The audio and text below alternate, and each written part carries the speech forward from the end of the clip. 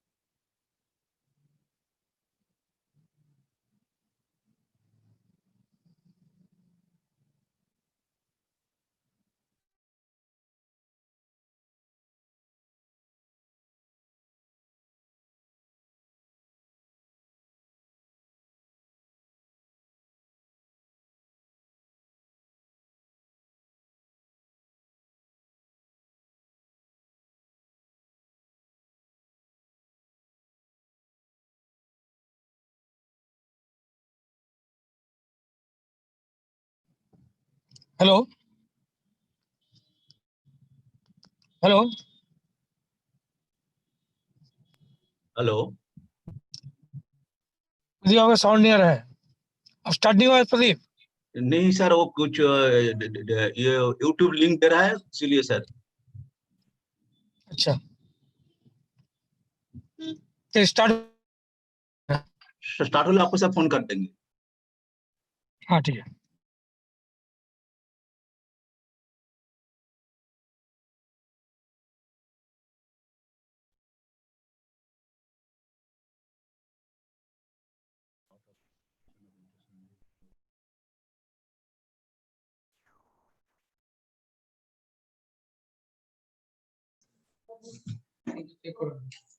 Hello, welcome. Hello.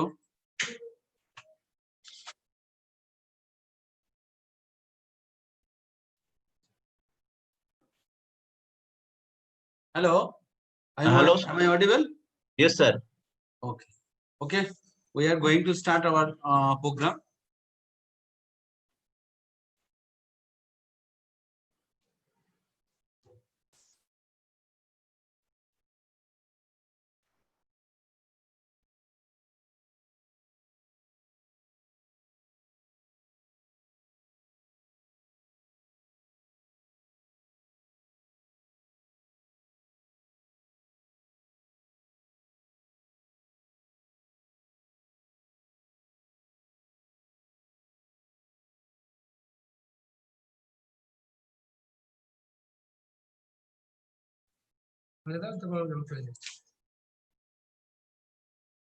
Good morning, everybody. Today we are going to celebrate International Youth Day, and on the eve of International Youth Day celebration, today we have organized seminar and a debate competition, and I welcome everyone. And with this, right now, I would like to call Dr. Porimal Ghosh, our bursar and associate professor of physics and governing body member. He will deliver welcome speech. Welcome all our dignitaries, participants, and our resource person.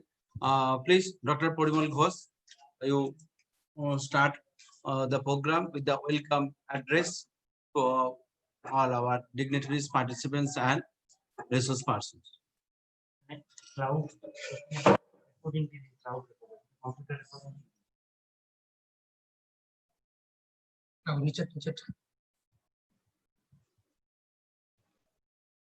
Good morning to all the dignitaries and delegates from all parts of the state of West Bengal. Myself, Dr. Porimal Ghosh, welcoming you all to the program organized by the Nehru Yuva Kendra Paschim Bardhaman, NSS unit of Banadal Holiday College Asansol, in collaboration with West Bengal State AIDS Prevention and Control Society, on the eve of the celebration of International Youth Day.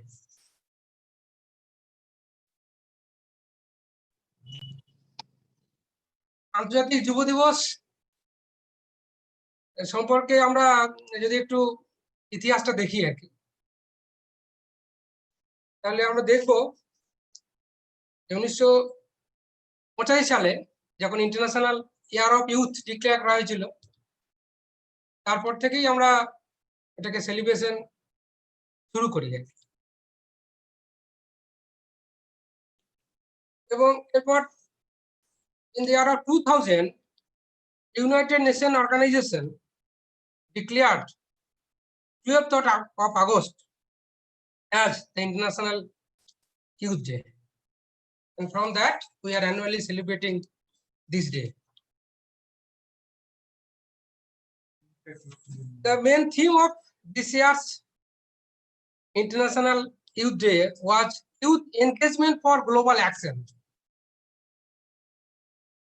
Actually, আমরা যদি এখন আমাদের সিচুয়েশনটাকে একটু পরখ করি, তাহলে দেখতে পাবো যে আমরা একটা খুবই ক্রাইসিস সিচুয়েশনের মধ্য দিয়ে গোটা ওয়ার্ল্ড চলেছে আর কি, একটা অসম যুদ্ধ চলছে আর কি, একটা করোনা ভাইরাস, তার সঙ্গে আমাদের হিউম্যান সোসাইটি, এবং সেই যুদ্ধের আমরা সবাই তার যে আমরা কি বলবো ফলাফল, সেটা সবাই আমরা বুঝতে পারছি ব্যাপারটা আর কি। অ্যাকচুয়ালি দেখা যাচ্ছে যে আমাদের এখন ওয়ার্ল্ডে যদি আমরা বায়োমাস ক্যালকুলেট করি তাহলে দেখা যাবে সেটা মোটামুটি 200 বিলিয়ন কিলোগ্রামস মতো হবে আর কি। আর আমরা যদি এখন করোনা ভাইরাসের এই যে স্প্রেড হয়েছে সেটা যদি আমরা একটা ক্যালকুলেশন করি, সেটা মোটামুটি 50 গ্রামের আশপাশে আসে। এখানে আমরা এটাকে অসম যুদ্ধ বললাম, এবং এই যুদ্ধের যে ওয়েপন্স গুলো আর কি, সেই ওয়েপন্স গুলো আমরা আবার দেখতে পাই না। আমরা যতই চেষ্টা করি না কেন, সেখান থেকে বোধহয় আমরা খুব সহজে মানে রেহাই পাবো সেটা বলা যায় না। সেই কারণে আমরা অনেক একটা সমস্ত জায়গা থেকে একটা মানে বার্তা দেওয়ার চেষ্টা করা হচ্ছে, যেটাকে আমরা সোশ্যাল ডিস্টেন্সিং বলছি। এই সোশ্যাল ডিস্টেন্সিং এর মানে জায়গা থেকে আমরা আজকের এই যে ভার্চুয়াল মোডের যে আমরা অনলাইন একটা প্রোগ্রাম করার চেষ্টা করছি আর কি, সেটা জাস্ট ওইটার পরিপ্রেক্ষিতে আর কি। যেহেতু আমি এই একটু আগেই এটা দিয়ে শুরু করলাম, WHOর কথা অনুযায়ী the individuals in the age of 10 to 19 years age are called adolescents, and youth are in the age group of 15 to 24 years, and all the people in the age group 10 to 24 are young people. So youth এর এটাই definition আর কি। গান্ধীজি বলেছিলেন যে শিক্ষকরা হলো জাতির মেরুদণ্ড, আর youth হলো ওই মেরুদণ্ডটা বাদ দিয়ে আমাদের যা কিছু থাকে সেই জায়গায়, এবং তারাই দেশের বা বিশ্বের চালিকা শক্তি। এই কারণেই বোধহয় ইউনাইটেড নেশন অর্গানাইজেশন আমরা এটাকে এই ইয়ারটাকে আমরা ডিক্লেয়ার করেছি engagement of youth for all levels. এই জন্যই আমি যেটা নিয়ে একটু আগে শুরু করেছিলাম, আমাদের যদি আমরা পৃথিবীর দিকে তাকাই এই মুহূর্তে, তাহলে দেখবো মোটামুটি 2 কোটির আশপাশে করোনা আক্রান্ত অলরেডি হয়ে গেছে আর কি, এবং 7.5 লাখের ওপর মানুষ মারা গেছেন। আমাদের ভারতের এই সিচুয়েশনটা প্রায় 22 লাখ লোক আজ পর্যন্ত আক্রান্ত, এবং 50,000 এর আশপাশে মানুষকে আমরা হারিয়েছি এই প্যান্ডেমিকের জন্য আর কি। এইসব ক্রাইসিস গুলো ছাড়াও আরো অনেক ক্রাইসিস আছে অনেক দেশে, মায়ানমার, সিরিয়া, এইসব জায়গাতে অনেক ধরনের হিউম্যানিটেরিয়ান ক্রাইসিস চলছে আর কি। সেই সবগুলোর সঙ্গে যদি আমরা লড়াই করতে চাই, তাহলে আমাদের ইউথদের কিন্তু এনগেজমেন্ট করাটা খুবই দরকার। এটাই বোধহয় তাৎপর্য ইন্টারন্যাশনাল ইউথ ডে সেলিব্রেশন। এবং আমি ধন্যবাদ জানাতে চাই আমাদের এনওয়াইকে যারা আছেন তাদেরকে, এবং আমাদের কলেজের এনএসএস ইউনিট এবং বিবি কলেজের যিনি মানে অধ্যক্ষ, তাদের প্রচেষ্টায় যে আজকের এই অনুষ্ঠান শুরু হচ্ছে, তাদেরকে সকলকে ধন্যবাদ জানাই। এবং আমি অর্গানাইজিং কমিটির তরফ থেকে ওয়েলকাম জানাচ্ছি এনওয়াইকে স্টেট ডাইরেক্টর মিস্টার নবীন Nayak, mister Pradeep Saha, district NYK পশ্চিম বর্ধমানের coordinator, doctor Animesh Mondal, program officer of NSS unit BB college. সর্বোপরি আমাদের যিনি আজকে স্পিকার আছেন, doctor Suman Ranjan Das, associate professor in department of medicine, division of infectious disease, Vanderbilt university, USA, এখানে আমাদের প্রোগ্রামে অংশগ্রহণ করার জন্য। এবং আরো যারা রয়েছেন, যে সমস্ত ইউথ, তাদেরকে বাদ দিয়ে তো আজকের অনুষ্ঠান হতে পারে না, তাদের সকলকেও আমি আজকের এই অনুষ্ঠানে স্বাগত জানাচ্ছি।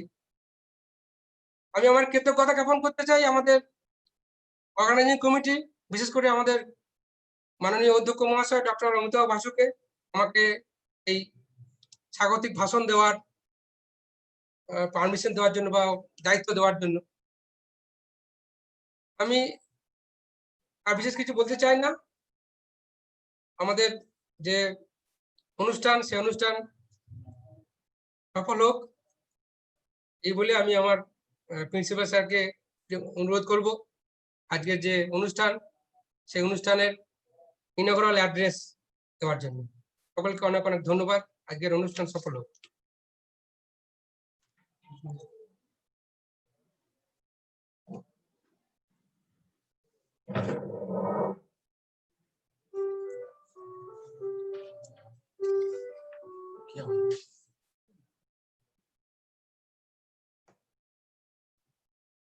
Thank you very much, Dr. Porimal Ghosh.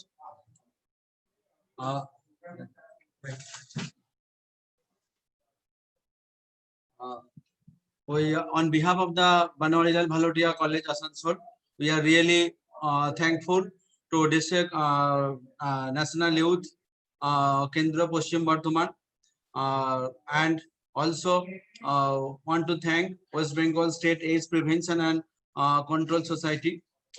They are jointly organized this program in collaboration with our NSS unit. I really grateful to them for selecting our college as a venue of this program.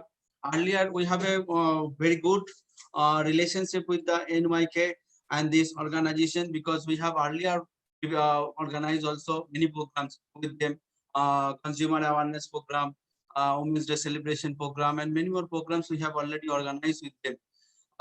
And all the programs we have successfully organized. So I hope this program will be a grand success. And keeping in mind the heterogeneity of the participants, most of the participants here. So our program deliberations of our program will be based on bilingual, so that all the students they can understand also. And we are really fortunate that we got a resource person, speaker Dr. Sumon Ranjan Das. I want to express my heartfelt gratitude to him for giving consent to deliver his valuable lecture in front of our students to illuminate us regarding this pandemic and virus. So what is the objective of organizing this program, the Youth Day National Program? Because the main objective of our celebration of Youth Day, that more and more youth they should participate in the nation building process. They should aware not only not aware about the political, social, and economic activities of our countries, because the youth, they are the future, they are the hope of our country. And if they are not aware about the situation of our country, so it is not possible for any country to progress. So it is very much important that our youth they should be literate and well aware about the different aspects of our country. So usually in Youth Day, we celebrate and organize different type of program like debate competition, poster competitions, different cultural activities, extracurricular activities to make our and involve our youth. Right now, if we see in the Indian context, that India is, if we see the demographic profile of the India is a country of the youth. Most of the young people up to 2040 will enjoy the dividend of the youth generation, because our average age of our country will be 39 or 32 in comparison of our country, whereas most of the countries the average age is 45, 46. So it will be a great opportunity in front of India if we able to increase the skill of our youth and education level. If we emphasize on the vocational education and skill enhancement education of our youth, so that we can supply the human resource power to the other country. It will be a great benefit, great dividend for our country that help the economic progress of our country. And right now, the situation what we are facing, we all are aware about that the current pandemic situation, the people lost their lives and livelihood also. Near about 605 million people, they lost their uh, uh, mm, uh, livelihood during this session. And if we see the NEPP ratio, it is really alarming, and every year it is increasing. NEP ratio means the national youth that are not employed, they are not in education and not in training, and this ratio is increasing every year. And right now, they are about near about 650 million people. That is 65 crore people, youth. They are not involved in employment, education, and training. And if we see the ratio, the 30% women and 13% of the male, they are, is not involved in any type of education, training, and employment. So you can imagine the huge huge portion of our human resource that can be utilized in an effective way, that can involve in the nation building process. So they are the wastage.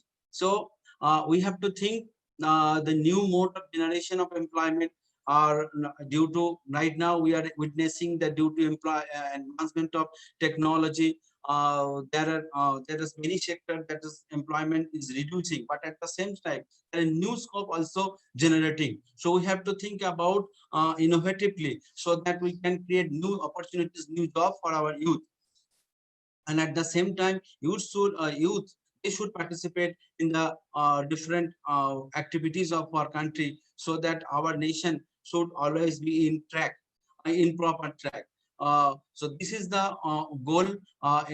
With this objective, with this goal, we are going to organize this seminar and the debate competition, and I hope that this program will be a grand success. And at the end, I want to thank all our participants, our research persons, and the officials of the Nehru Yuva Kendra and the West Bengal State AIDS Prevention and Control Society Authority for helping helping us to organize this program. And I wish a grand success of this program. Thank you very much.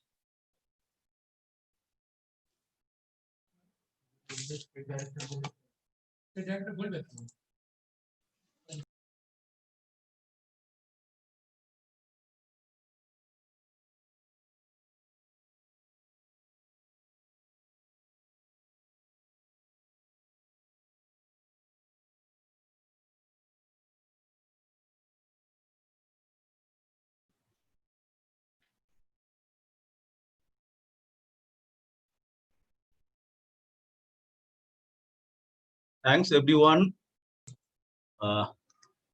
খুব কম সময়ের মধ্যে BB college তারা international youth day programme webinar organise করছে।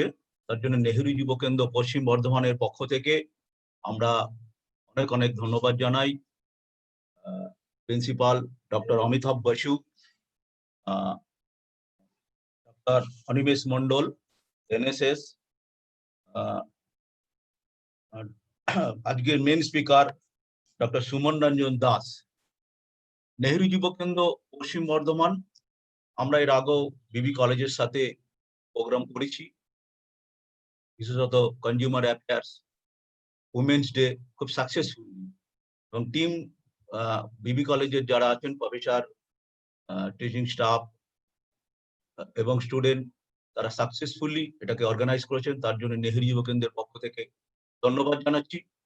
Actually Nehru Yuva কেন্দ্র এবং NSS, the sister concern of Ministry of Youth Affairs and Sports, Nehru Yuva কেন্দ্র কাজ করে রুরাল ইউথদের জন্য, এনএসএস স্টুডেন্ট, কলেজ স্কুল এগুলি যারা স্টুডেন্ট আছে তাদের জন্য। মূল উদ্দেশ্য হচ্ছে যে যুবকদেরকে তাদেরকে সংগঠিত করে ন্যাশন বিল্ডিং অ্যাক্টিভিটির সাথে যুক্ত করা। নেহেরু যুব কেন্দ্র পশ্চিম বর্ধমান যে কাজটা করে, নেহেরু যুব কেন্দ্র বিভিন্ন ইউথ ক্লাব এস্টাবলিশ করে, তাদের সাথে অ্যাফিলিয়েশন করে তাদের মাধ্যমে কাজ করে। At present 363 youth club Nehru যুব কেন্দ্রের সাথে যুক্ত all over the Paschim Bardhaman district, যাতে যুবকরা যারা আমাদের জাতির ভবিষ্যৎ, এবং আমরা যদি দেখি যে দেখুন নেহরু যুব কেন্দ্রের ব্যাকগ্রাউন্ড, যারা স্বাধীনতায় অংশগ্রহণ করেছিল প্রত্যেকেই দেশের যুব সম্পাদক। নেতাজি সুভাষচন্দ্র বোস থেকে শুরু করে শহীদ ক্ষুদিরাম, বিনয় বাদল দীনেশ তাদের যৌবন অবস্থায় দেশের জন্য লড়াই করেছিলেন। ক্ষুদিরাম তো মাত্র 18 বছর বয়সের আগেই তার ফাঁসি হয়ে গিয়েছিল। যুবকদের মধ্যে দেশপ্রেম, গতিশীলতা তাদের মধ্যে আছে, সেইটাকে যাতে আমাদের দেশ পরিচালনার ক্ষেত্রে তাদের যাতে অংশগ্রহণ সুনিশ্চিত করা যায়, এই উদ্দেশ্যকে সামনে রেখে নেহরু যুব কেন্দ্র বিভিন্ন রকম অ্যাক্টিভিটিস করে, যাতে যুবকরা আধুনিক ভারতবর্ষের একজন সুনাগরিক হতে পারে। তাদেরকে বিভিন্ন skill development, leadership training Nehru যুব কেন্দ্রের মাধ্যমে দিয়ে তাদেরকে তৈরি করা হয়। আরো বিভিন্ন অ্যাক্টিভিটিস আছে, অ্যাডভেঞ্চার প্রোগ্রাম, কালচারাল প্রোগ্রাম।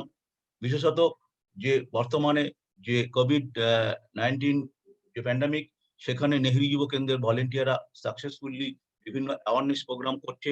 ইতিমধ্যে প্রায় 10,000-এর উপরে ইউথ ভলেন্টিয়ার আমাদের সাথে যুক্ত হয়েছে ফর কোভিড অ্যাওয়ারনেস প্রোগ্রামের জন্য, এবং তারা বিভিন্নভাবে মানুষকে যে সোশ্যাল ডিস্টেন্স মেনটেন করার জন্য, এবং কিছু কিছু জায়গায় ক্লাবগুলো তাদের নিজেদের সামর্থ্য অনুযায়ী ফুড, অন্যান্য যে ফেস মাস্ক ইত্যাদি তারা ডিস্ট্রিবিউট করেছে। এবং আগামী দিনেও যাতে আমরা এই যে মারাত্মক যে ভয়ানক রোগ কোভিড-19 থেকে মুক্তি পাই, তার জন্য আমরা কাজ করে যাচ্ছি আমাদের ভলেন্টিয়াররা। এবং তার সাথে সাথে অবশ্যই এনএসএস একই ধরনের কাজ করছে। এনওয়াই কে আগেই বলেছি, এনওয়াই কে এবং এনএসএস একই organisation, ministry of youth affairs and sports, government of India, একই আমব্রেলা আন্ডারে আমরা সবাই কাজ করে চলেছি। তো আজকের যে প্রোগ্রামটা আছে ইন্টারন্যাশনাল ইউথ ডে, সেখানে আমাদের প্রিন্সিপাল সাহেব খুব সুন্দরভাবে বলেছেন, এবং আমাদের যিনি মাস্টার আছেন উনিও খুব সুন্দরভাবে ব্যাখ্যা করেছেন। এরপরে আমাদের আজকে দুটো পার্ট, যে একটা হচ্ছে যে সেমিনার, তার সাথে আছে আমাদের এলোকেশন কম্পিটিশন, যেটা এইটা সেমিনারে শেষেই হবে। তো আমি আশা করব প্রত্যেকে যারা আছেন, স্টুডেন্ট, প্রফেসর, স্টাফ, সবাইকে ধন্যবাদ দিচ্ছি এই প্রোগ্রামে অংশগ্রহণ করার জন্য। নমস্কার।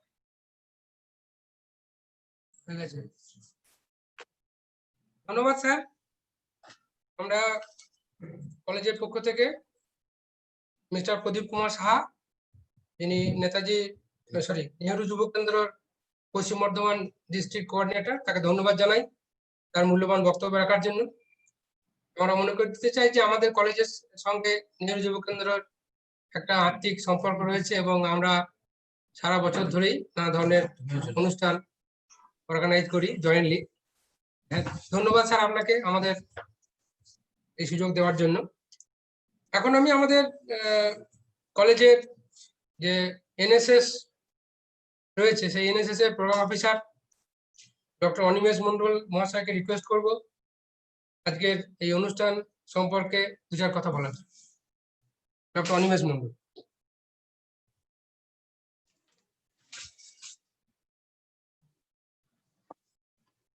ধন্যবাদ ডক্টর পরিমল ঘোষ। ধন্যবাদ জানাই আমাদের কলেজের প্রিন্সিপাল স্যারকে। তিনি আমাদের সমস্ত প্রবলেম বা আমরা যে সকল কাজগুলো করতে চাই, বা যে সকল ঘটনাগুলো আমাদের কাছে আসে, বা যে সকল প্রপোজাল গুলো আমাদের কাছে আসে, সেগুলোকে যখনই আমরা ওনার কাছে অ্যাড্রেস করি, উনি সবসময় ওয়েলকাম করেন। হ্যাঁ, করো। আমাদেরকে প্রদীপ বাবু, ডিস্ট্রিক্ট কোঅর্ডিনেটর এনওয়াইকেএস, তাকে অসংখ্য ধন্যবাদ জানাই। উনি 2 দিন আগে আমাকে ফোন করেন, বলেন যে এরকম একটা ইন্টারন্যাশনাল ইউথ ডে সেলিব্রেশন হতে যাচ্ছে, তো আপনারা আপনাদের কলেজ থেকে এটা করতে চান কিনা। তো আমি বলি যে আমি প্রিন্সিপাল স্যারের সঙ্গে আগে কথা বলে নিই, তারপর আপনাকে জানাচ্ছি। তো প্রিন্সিপাল স্যার এই সকল ব্যাপারগুলো আমাদেরকে এতটা লিবার্টি দেন, এবং উনি নিজেও এতটা পছন্দ করেন এইসব ব্যাপারগুলো, তার জন্য অসংখ্য প্রিন্সিপাল স্যারকে ধন্যবাদ। ডক্টর অমিতাভ বাসুকে ধন্যবাদ জানাই। প্রদীপ কুমার সাহা বাবুকে, যিনি এনওয়াইকেএস পশ্চিম বর্ধমানের কোঅর্ডিনেটর। তিনি আমাদের সঙ্গে বিগত বছরে অনেক প্রোগ্রাম করেছেন, যেমনটা উনি বলেছেন, প্রিন্সিপাল স্যার বলেছেন, এবং আমাদেরকে খুব শর্ট নোটিসের মধ্যে উনি জানান। আমরাও সেটা যতটা পারি তাড়াতাড়ি তুলে দেওয়ার চেষ্টা করি, এবং এনএসএস এবং এনওয়াইকেএস এর মধ্যে একটা গভীর সম্বন্ধ তৈরি করে ফেলেছি আমরা এর মধ্যে। এনএসএস যেমন কলেজ, বিশ্ববিদ্যালয় বা এডুকেশনাল প্রতিষ্ঠানের সঙ্গে কাজ করে, এনওয়াইকেএস সেরকম যেগুলো অসংগঠিত বা যেগুলো স্কুল কলেজের বাইরে যে সকল যুবরা আছেন তাদের সঙ্গে কাজ করে। দুটোই মিনিস্ট্রি অফ ইউথ অ্যাফেয়ার্স এবং স্পোর্টস এর আন্ডারে পড়ে। কাজ তাদের একই রকম, আসল মোটো আমাদের একই রকম, আমাদের অবজেক্টিভ একই, কিন্তু আমাদের দৃষ্টিভঙ্গিগুলো হয়তো একটু আলাদা, কিন্তু আমাদের ফাইনাল অবজেক্টিভ একদম একই। বেশি কথা বলবো না, বেশি কথা বলে সময় নষ্ট করবো না, আমরা এমনি পিছনে চলছে সময়। আমি ডক্টর অর্ণব গাঙ্গুলিকে বলবো এরপরে যিনি স্পিকার আছেন তাকে একটু ইন্ট্রোডিউস। ধন্যবাদ।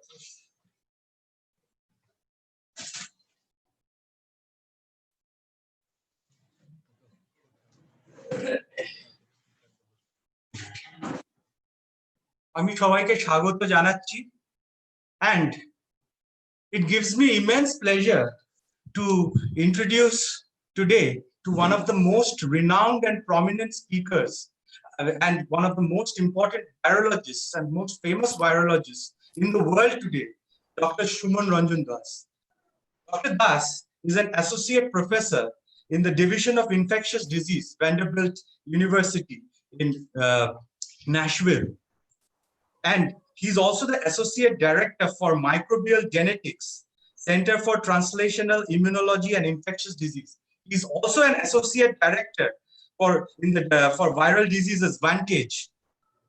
He was a former Associate Director in the prestigious J. Craig Venter Institute in Rockville, Maryland. Dr. Das did his PhD in ICGB in New Delhi under the supervision of India's #1 virologist today, Dr. Shahid Jamil. And then he did his postdoc in Massachusetts and was a research associate in Atlanta. Apart from that, Dr. Das, or Suman, he's a very close friend of mine, and he was my classmate in Banaras Hindu University, and he was also my roommate in Jawaharlal Nehru University during our days there.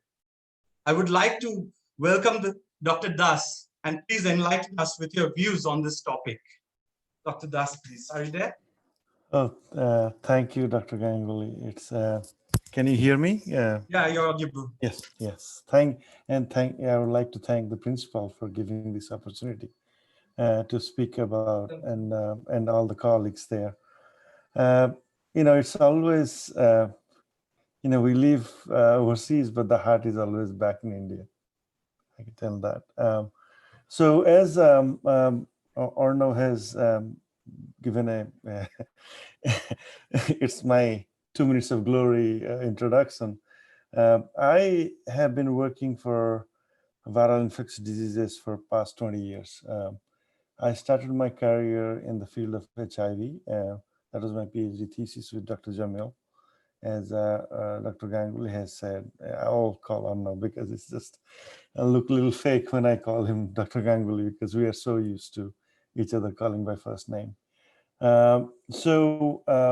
And for past 20 years, a little more than 20 years, or almost 20 years, I have been working on the viruses. It's HIV, then flu, and then I've been working RSV, and then a lot of emerging infectious diseases, including Ebola and other viruses. And one of the area which I feel I have worked and gained knowledge is emerging infectious viruses. And I generally post I'll share first I thought I will give without slides, but that thought maybe it might be. So this is one of my class title. So this comes from my advertisement of 2005. The bird flu was coming. It was a funny article in Boston Phoenix talking about like we all are going to die. I like it because it gives a really a kind of open idea about how we are constantly being in the threat for viral infectious diseases. So whenever we think about a, kind of the current pandemic, it brings back the memory of the 1918, the great influenza or the Spanish influenza. I think that wiped out about 2 to 5% or more than that of human population. About, the numbers are sketchy, nobody knows and nobody was making counts, but between 20 to 100 million people died, depending on which mathematical calculation you look at. But that was not the one pandemic we know. There have been other pandemics who has lived longer and knows about. There was a pandemic in 1958. It was done by another flu virus. And then 68 again with Hong Kong flu. And some of us, or many of us, know about, survived and see the 2009 pandemic H1N1.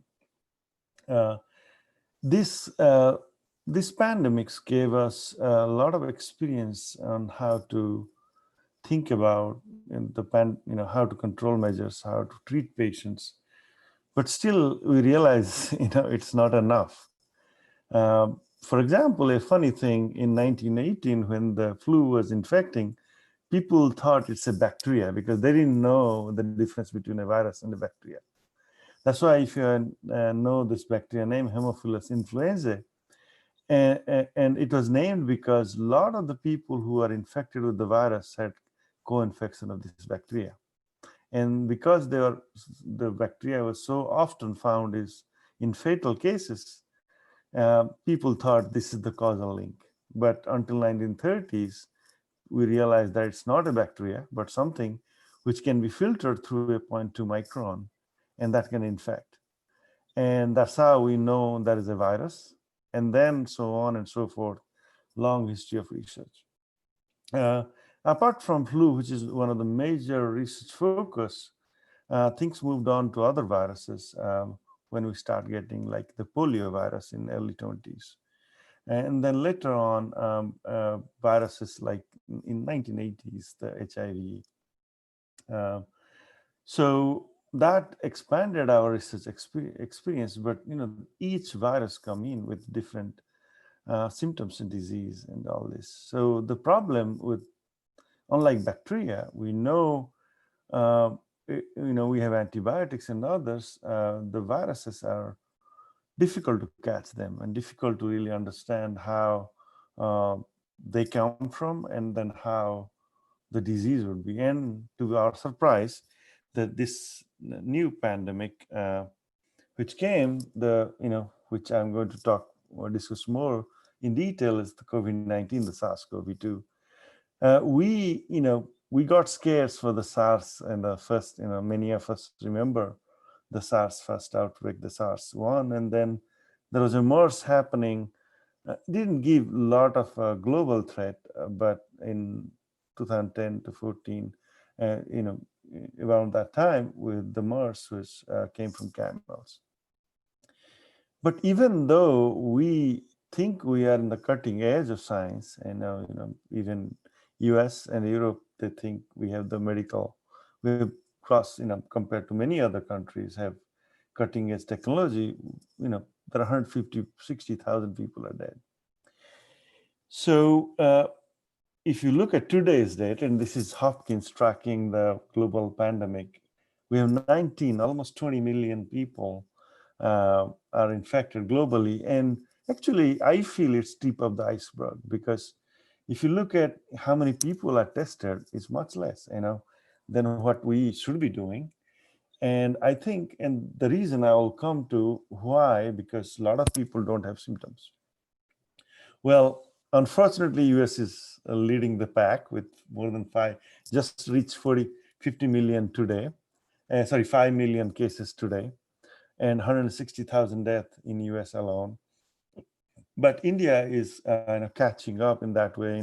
It's a race which nobody wants to win, right? So India is in a third position and one of the global hotspot of this ongoing pandemic. And with a population 1.4 billion, and then with limited space, and we Indians like to stay close together, and so because of that, the future for me until the vaccine comes in, even though we have multiple vaccine trial right now going on in my campus and I'm involved with those, but we never have a history of making a vaccine within a year time. Most of the vaccine being made is anecdotal way, like the pox vaccine or the flu vaccine, which needed years and years of research and testing, and now we have a very short timeline to trying to catch this, but hopefully by end of the year, early next year, we will have a vaccine available for people to be given.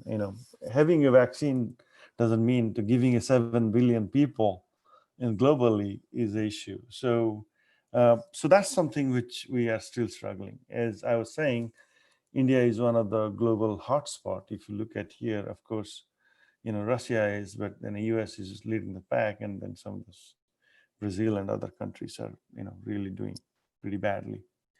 Even though, Italy and Europe, they started with a lot of cases and a lot of death, somehow they managed to control because of, the way they have socio-political implementations and the healthcare.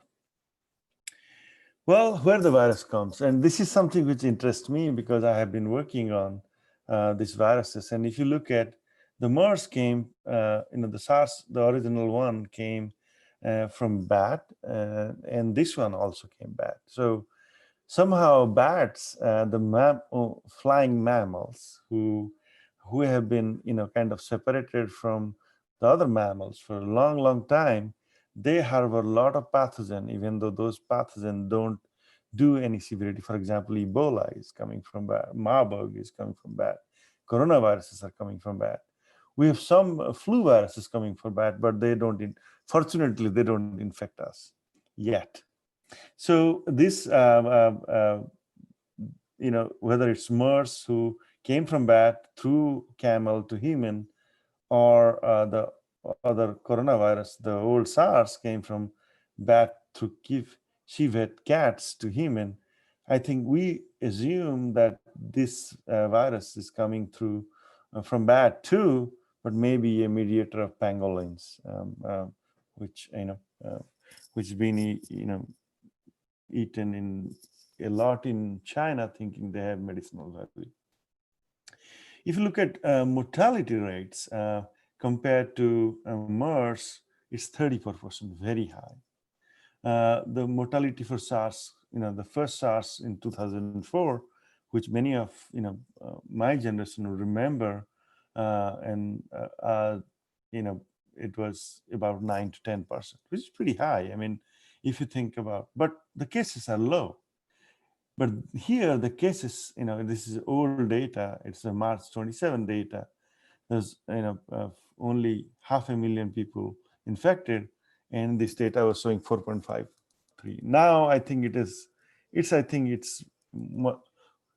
we hope it's less than that, about 2% of death. And there is something which is really interesting. So is virus, the symptoms, it has like any flu or cold-like symptoms. Any cold-like symptoms you would have, like having fever, cough, shortness of breath. I mean, until, very difficult to find, like, we always get cold once or twice a year. And is it COVID-19 or is it something else we are getting through? One of the key difference though, and if you you have COVID-19, is that when you stop smelling or testing. That's funny. You can have no symptoms, but you lose this taste and smell. And that's when you should go and test yourself. I remember in mid-January, I had an infection, and I had, me and my wife both had infection, throat pain and fever. And we were really sure that, because I go to lab and all this, and my lab is processing a lot of sample, and also I get exposed to my colleagues who are directly treating patients. But the one thing I realized, and for one thing in my life, I was so happy to smell mangoes, because as long as I could, or fruits or anything, because as I knew, as long as I'm smelling and I could test food, I don't have COVID. So rule number one, if you think that you have COVID, uh, if symptoms, make sure that you have these symptoms. You have. I think that's a very unique symptoms to any respiratory viruses which we have seen in past. And even cases where there is no symptoms of respiratory distress or symptoms of any other kind, those asymptomatic people also have the smell and test are the two things which you should be worried about. One of the unique thing of this virus, unlike the SARS or the flu or any other viruses, that you see almost no cases or very little cases of childhood infections. So majority of them are asymptomatic or have no symptoms. They might have virus, but they are not showing no symptoms. And as you go up the age and you cross the age of 60 to 70, the increased hospitalization and death goes up over time. So these are old slides I'm showing, but if you look at today's data, and this is a data from Florida, where almost 527 cases have happened so far. And if you look at their 0 to 4 years, 0%. 5 to 14, death 0%, hospitalization 1%, and some cases. 15 to 24, and this is the age range, most of the kids who are going to college, you are the one, has very few hospitalization, some kind of symptoms. But as you go on, the number of cases, even though go down in the higher ages, but if you look at the death and the hospitalization goes up, it's kind of a reverse way. And this is unique to this virus, which we hadn't seen before. I mean, it was there, but this is something very different than what we have seen there. And this is a problem, and this is where I think the youth has to play a significant role how to contain the virus, because most of the youth will not have symptoms, and I'll come to that. So if you look at there, generally, if there is 100% people infected, 80% have very mild, and 40% of people won't have any kind of symptoms, or 25 to 40%. 13 to 14% will have severe, and about 5% critical out of that, and then about 2% most likely are fatal cases. But there is a difference based on age, sex, and race. So we find that male are more risk to death versus female. And then we are finding that, for example, minorities like African Americans in US or Hispanic are dying more faster. Compared to, if we compare now, and I look at the data from India, looks like that's much less death rate compared to what you are seeing here. I mean, the hospitals are much better here, definitely. The healthcare is much better in US than India, but somehow there's something with race, and maybe there's something we call the, kind of thing which we are exposed to, like some of the bacteria we harbor called the microbiome, that may have some role. Like, for example, eating yogurt helps, or using turmeric, which is anti-inflammatory response, because most of the deaths are happening with the inflammation. So one of the questions is that why coronavirus is spreading so effectively? That's something haunted us. And in early days of pandemic, I got a lot of phone calls from the newspapers asking what will happen in the summer. And I'll come back to that. So if you look at there, take 5 young kid, people with less than 24 years old, about 25 to 40% of them won't have any symptoms at all. So that's really surprising. But if you look at, and even though you don't have symptoms, you're potentially transmitting the virus without knowing it. But if you compare one of the most lethal diseases like Ebola, and I'll just make a contrast with how the Ebola and coronaviruses have kind of contrasting effect. If you look at the Ebola, and you look at early period. So the incubation period is like here in coronaviruses between 5 to 14 days. It can go up to 42 days in maximum. You are incubated and then you show symptoms. Here it's about 2 to 21 days and mostly no symptoms. And the chance of transmission of the virus is almost zero. Early stage, you start showing symptoms. You have fever, fatigue, headache, sore throat, and very low. Even in mid symptoms with diarrhea, vomiting, and hiccups and all this, you are already, it's still moderate. Unlike other case, in coronaviruses, even if you don't have symptoms, you are still transmitting. So this is what it is like, is the reason why the people, before they show any symptoms, they start transmitting to people. So that means the young generation who are most likely not see a very severe cases, but they are the main they could be the main driver in protecting the population because of multiple reasons. One, that the young people, you won't show symptoms. So if you are careful and not transmit that to your parents or among your friends or to others, then the transmission block will happen. Because when somebody shows symptoms, of course they will be more careful, but most of you won't have symptoms, and that will be a critical phase that to protect in a transmission or break the transmission chains. If asymptomatic people stop the transmission by taking precaution, by wearing mask, or not going to public places more often, or touching your face or washing your hands and being careful, because at the end, remember that you might not show symptoms. You go home, you give to your parents, they will get symptoms, and that can be worse. At the end, one day, and lot of stories come out, like people who traveled and didn't care about the coronavirus in early days. They went and met their parents. Their parents are old, and they gave the virus. Parents and grandparents, they gave virus and they died. And they now ask themselves, is that I brought the death sentence to my parents?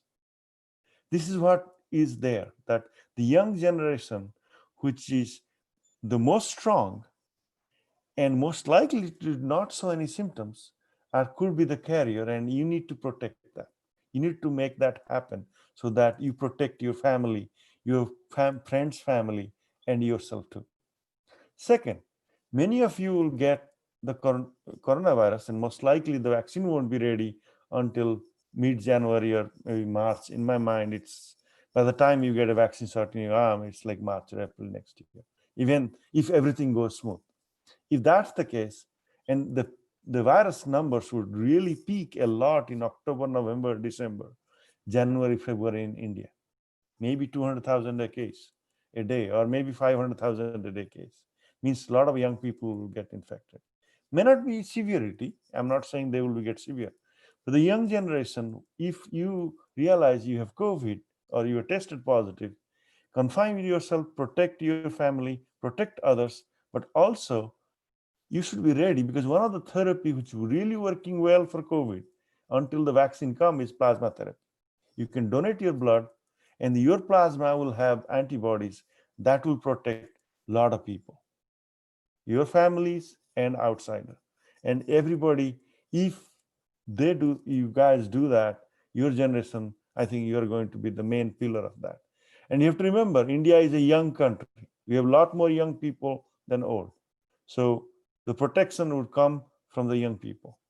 If any step we can protect the country from going downhill is the young people. So another thing which surprisingly interesting for us as a virologist and a people who are treating COVID patients is that there are a lot of comorbidity that linked with that. For example, cardiovascular disease, and which is an epidemic in India right now. A lot of cardiovascular diseases, diabetes. We love sweets, and a lot of us, family members have diabetes, type 2 diabetes, and cardiovascular disease. And of course, chronic respiratory disease, it could be genetic, it could be pollution, hypertension like blood pressure, and cancer. And so with all this, if you look at here, highest is the cardiovascular disease, then diabetes, and of course, if you have multiple of them like diabetes and cardiovascular disease, you're really high risk factor, irrespective of age of yours or sex. Because as I tell, female are less likely to have severe disease versus male. And then older people will have more severe cases. So what I talked about, that the top 3 or 4 killers, if you have comorbidity, means you already have some existing conditions like cardiovascular disease, diabetes, chronic respiratory infection, disease like asthma, and all these are hypertension. What I was want to talk about is that other comorbidity associated with HIV is these 2, and cardiovascular disease and hypertension. So if you look at people now with the antiviral, they're living for a longer time. And because of that, uh, many of them, because of HIV and sustained immunotherapy, and the antiviral use and, immunologic, loss of immunity, they also have secondary morbid comorbidity like cardiovascular disease. A lot more HIV people have cardiovascular disease than normal people. Lot more HIV people have hypertension than normal people. So people who are living with HIV, they are in further risk because many of them has cardiovascular disease or hypertension, and these are linked to high severe cases in COVID cases. So overall, what I'm trying to brought to you, I mean, many of this information you can find in internet, which is really good. And sometimes it's confusing.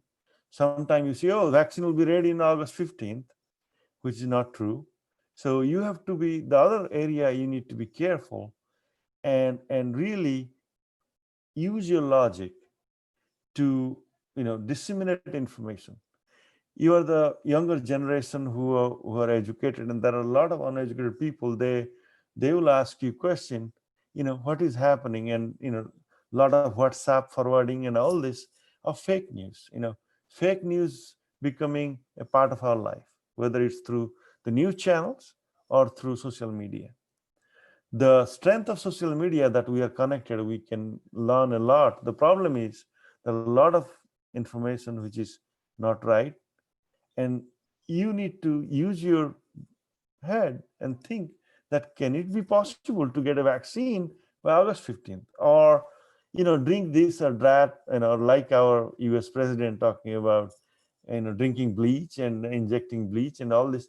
These are nonsense, and we need to understand, and we need to really rationalize. And being as educated people, you need to use our logic, that is it possible? Are we just bombarded with fake news or the real news? And how we tease out fake news versus the right news. And a lot of time you can find from sites like CDC, WHO, where you get the right information. If somebody can come and tell you, oh, vaccine will be ready by October or something like that, or you drink this potion and it will make you cure coronavirus, just be careful and think about it before you start taking that. I don't know how much time I have taken. Arnav? Hello? Yeah, Suman, yeah, you can continue. Okay, so I prepared, as you said, for okay, so I can talk about a couple of things what we are doing. So about cardiovascular disease, sorry, HIV and COVID-19, to be frank, that not much research has been already established. We have multiple clinical studies, epidemiological study ongoing, where we want to assess that how the HIV is affecting, pre-existing HIV is affecting coronavirus infection or others. But based on the comorbidity, it looks like it could be much more severe because of immune deficiency too. Even if they get the vaccine, then because of, even the drugs, the antivirals have really increased the T cell, counts in HIV people, people living with HIV, but still their immune system is not like the one with, any healthy people. So based on our anecdotal evidence, I would say, or evidence based on logic, it looks like people with HIV would have a lot more, severe cases. And we have multiple ongoing studies going on among the African American community, which is a higher burden of HIV in US.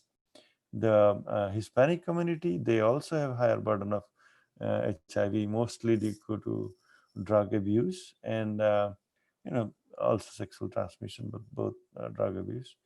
And also we want to compare and identify if there is a race basis on, because what so far we are finding that, as I had already mentioned, African American and the Hispanic community have much worse outcome with COVID-19. Well, coming back to what my lab has been doing, and I'll talk one area is that, and this slide is what we are doing is looking at antibody response to coronavirus and to really want to see the seroconversion, what is happening. The other part of the work which you are doing is looking at is the role of microbiome, and I'll tell more detail what's microbiome on this disease severity in the older people. So what we can get by so we have developed multiple serological tests methods to do high throughput screening for serological positive. So we, within days, and I think we have seen that between day 4 to 5, we start getting the IgM. This is one kind of antibody, and then IgG, that's a class switching happens. IgMs are more like pentameric, and IgG are like in a monomeric form. We can see those that, whether the people are infected, and if they are infected, they are showing some clinical symptoms and have antibody response. The seroconvergence would also help us when we vaccinate people. We will find who are showing immune response, and then how long this immune protection happens. So once you are infected, are you going to reinfect it? Most likely yes, based on the evidence what we are finding within 3 months of infection. A lot of people are waning. Waning means losing the antibody titer over time, which is a normal course, but not that dramatic what we see in flu or other vaccine cases or infection cases. The other thing which you want to track, that how many people are seropositive or negative, so that we know that what is seroprevalence, means how many people potentially are infected, have infected already, because a lot of people might not show clinical symptoms. So can we, based on the antibody, we confirm that they are infected or not? Why we want to know,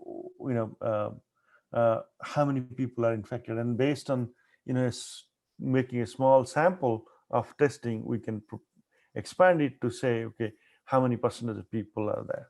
So based on the infectious disease, what we have learned that when there is a 70 to 80% of people have antibody response to any virus, and most of the studies are flu and others, then there is something called herd immunity, means immunity among the community, that will break the transmission chains.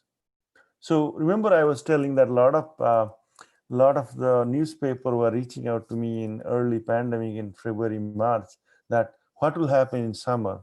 And you can go and see my links, and my answer is that we don't know first. And if we know in this coronavirus, where we don't have any immune response, antibody response, most likely in summer we'll still have a transmission. And that's exactly happened.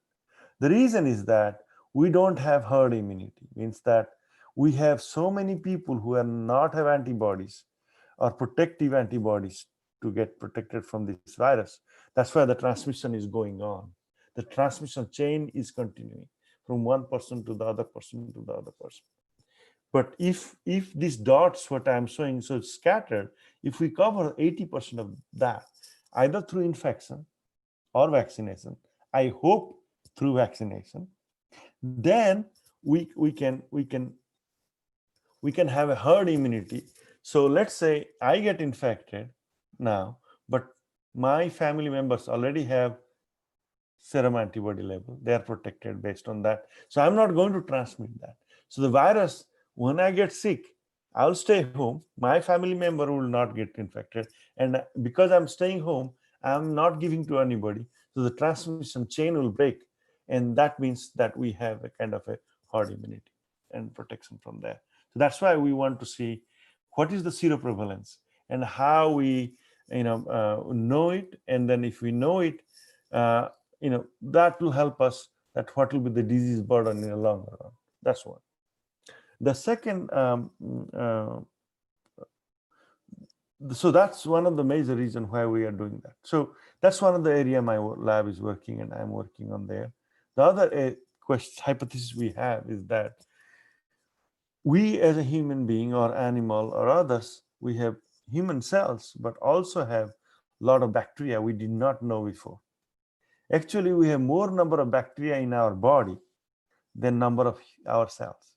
Bacteria are small, so they don't need a lot big biomass, but we have ton of bacteria in our body that maintain our homeostasis. It's a kind of commensal relationship. And some of my work has shown that, for example, if you have lactobacillus and you get lactobacillus from yogurt, and in India, we eat a lot of yogurt, and I think that protects us from infection. So lactobacillus protect from respiratory virus infections, for example, RSV, and also kind of flu and rhinoviruses. So that's one of the things. So that's kind of protective side of microbiome, then a severity side of microbiome. So we have seen that if you have viral infection, and a lot of time when you go to a doctor, they give you antibiotic. Antibiotic won't protect you from viral infection, that's for sure. But what happens when you have viral infection, you have secondary bacterial infection. So you already have bacteria. When your immune system goes down, the bacteria come up and they start infecting. And that's when you get more sick, more fever and all this. In 1918, when there's a flu pandemic happened, it's not because of the flu virus people died, but a lot more because of the secondary bacterial infection like Haemophilus or Streptococcus or Staph aureus. So these are the bacteria which we have in respiratory tract, and they can be, in presence of a viral infection, they can be deadly to us. So one of the hypotheses we have that the old people might have a different kind of microbiome.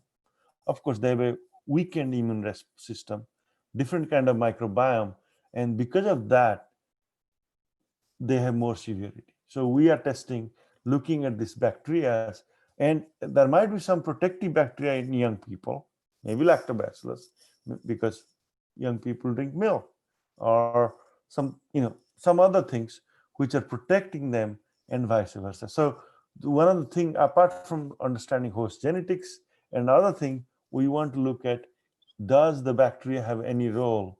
And if that is true, then can we use the bacteria or the bacterial product as a protection from this disease severity? Because most of the severity happens because of uncontrolled immune response to the viral infection. So I think I will end here, and I'll take some questions if you guys have.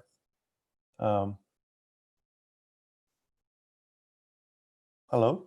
Yeah, Suman, Yes. are you there? Okay. Yes. Okay, that's a great, lovely talk, Suman. After so many days, I'm looking at you directly. Thank you. Okay, and there are some questions from the students, and one of the questions is that will ever there be a vaccine for COVID-19? Considering that there are no vaccines for the common cold. Yes, so I think, so we have a vaccine for common cold like flu, And it's not that we don't have a vaccine. We have vaccine, but it only works between 50 to 70% of time. So there is barely, except pox vaccine, none of the vaccine works 100% of time. You have vaccine doesn't mean you're protected.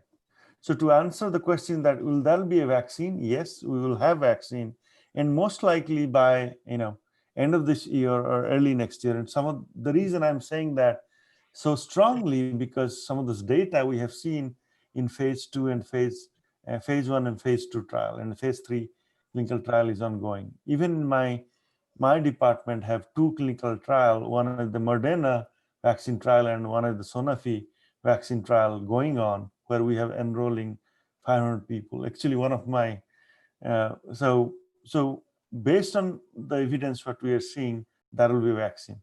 Will that protect for you forever? No, I don't think so, because it's an RNA virus like flu. It makes a lot of mutation, and the mutation which makes it's the devil is in the detail, but the mutation that flu virus makes is different kind. It's kind of a reassortment because it's a segmented genome, and also it makes mutation in its gene because of RNA polymerase proofreading. Coronavirus does, it's a large, long virus, like 30 kb, one of the biggest virus you can think of. It's 30 kb genome size. So it does a lot of recombination between strains, but also it makes something called defective interfering particles by homologous recombination. And it also makes a lot of other kind of proofreading kind of mistakes. Even though this is the only virus which have some kind of RNA virus with some kind of proofreading, because most of the viruses don't have proofreading. What I'm trying to say is that I think once we have vaccine and herd immunity, we'll start seeing more and more virus evolution, and over time we might find that the vaccine we have might not work and we have to modify the vaccine. But to answer your first question, yes, we'll have a vaccine. And will it be for long term? I don't know. I would seriously doubt that. Most like flu, but maybe less than flu, we'll have this vaccine, maybe once every year or once in 2 to 3 years, depending on how the rate of the virus, mutates. Any other question? Yeah, Suman, our librarian has a good question. It is that he also has praised your talk, and he has asked that the pandemics in history have a curious nature of appearing suddenly and then disappearing suddenly. And so in this context, he's asking, when can we get rid of this COVID-19? Oh, no, that's a great question, but $1 million, maybe $1 billion question right now. The havoc it's making. Yes, the pandemic. They say it disappear. In my mind, they don't. In the pandemic, even 2009 pandemic, we had the swine flu. It didn't go away. It become not lethal anymore. So there's some kind of a concept called the host pathogen interaction. So for a virus doesn't want to kill its host. You know why? Because it kills the host, it dies with it. So for example, virus like HIV, it's one of the successful viruses because it stays forever until you leave, and make sure that it kills in some of the cases, but it's not kills everybody, and takes enough time so that it jumps to other person before it dies. So what I feel like that whenever you have a new species jump, we call something called a term biology. It doesn't matter what it's called. It's called zoonosis, means when a virus jumps from one species to other. So now it's like you go to a new town. So you live in Asansol. You really barely go for a walk around the city and look at this. But when you go to Calcutta and the first time, the first thing is you are curious and want to see it. I'm just giving you an example. So what I'm trying to say is that when there is a new virus coming, and then the host is not adapted to the new virus, and that's the kind of a disagreement. But once that is settled down, now for a evolutionary point of view, For virus, it's better to let the host survive longer and not give a lot of disease so that it's not get eliminated. Does it make sense? I don't know. I mean, so this is what it is, like in the host pathogen interaction, the instability which makes this disease severity, then it slowly goes down. None of the viruses, we still have MERS. The reason we contained it because it shows symptoms before it transmits, so we can contain that. SARS, we contained that because it's not that the virus disappeared. We contained it because we know who are infected and we can isolate them and treat them. For flu, it never go away. We have all this H1N1 still circulating. H3N2 is still circulating since 1968. So yes, some of them goes away, but not always, all of them. Suman, there's one question from a professor in physics in Mhm. our college, Professor Kajal Krishna De. He asks, Yes. how long after death does the virus remain active? Well, so that's a question which was scary in some time, because there was a case where in a mortuary there was some potential transmission, and which was later on confirmed that that was not the case. So, but it all depends on the viruses. So I'll tell. There is time, right? Or I'm taking over my time, or no? Oh, yeah, you can answer the question. There's just Okay. one more question after that. Okay. So if you look at Ebola, a lot of people, the Ebola spreads through the death ceremonies, because Ebola virus survives for a longer time in dead people, and one virus is more than enough to infect somebody else. And when a person dies with Ebola, they die because of dehydration and loose motion and urination. Like, they completely, as if the water is sucked out from your body, and each microliter of water is enough to infect a person or more than a person. So in case of Ebola, the virus stays pretty good amount of time, maybe a couple of days. And when this kind of when they have death ceremonies where they get to dig the body and all this, I think maybe we Indians learn burning dead bodies, and also taking bath as soon as you come back from there is maybe one of the way of protecting from this kind of infectious disease. But so coming back to the corona, we really don't know. I mean, we have tested samples which after death, and they found to be negative from a patient, couple of 4 or 5 cancer patients, who early cancer patient after 48 hours of the death. And we didn't do a systemic study, so every 2 hours it takes sample and test the time course. But I assume the virus doesn't stay much longer than 24 hours in the body after the death.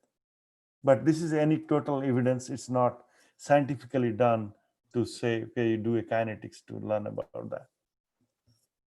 Suman, last question from me, and that Okay. is from you. You're the best person to answer this. It is that which virus do you consider to be more dangerous, COVID-19 or HIV? That's a difficult question. I feel HIV, as I was talking about, we have some success in HIV. So if you talk about two things, if you look at the death by HIV, it's much more magnitude than what we have so far seen in COVID-19. And you would agree with that. But one of the things which is that since 1982-83 and today's date, we have gone a long war with this virus, HIV, and have some success. For example, the antiretroviral therapy are working. We have some evidence of vaccine coming closer to that. but we still don't have a solid vaccine. But what I feel that for coronaviruses, we will have a vaccine, even though it looks like such a havoc and such a, so many people are dying, but in a shorter period of time. That's why we are seeing so many cases. But if you look at HIV, we have hundreds of thousands of people died in India in early 2000s, and I remember when I was working every year. So I feel HIV has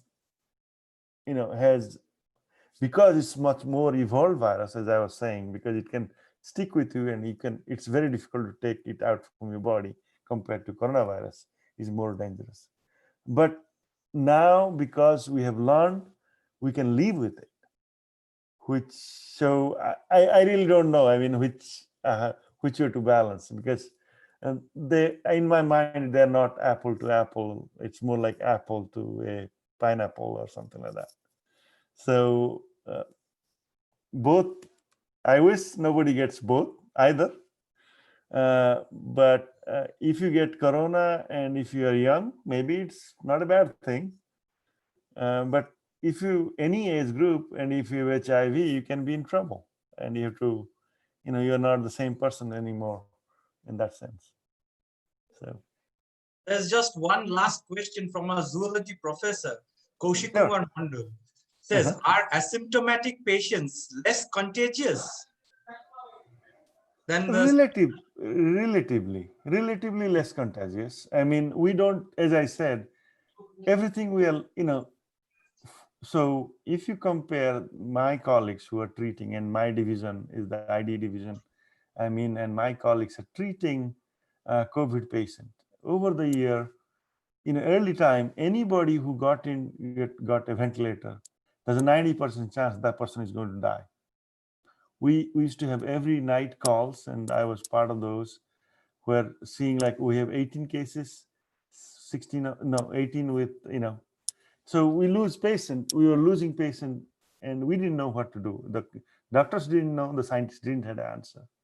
We have learned a lot over the 7-8 months, and the death rates are much less than what used to be once with the severe case. So coming back to your question is that, so sorry, what was the question? The question was, are asymptomatic patients less contagious than symptomatic ones?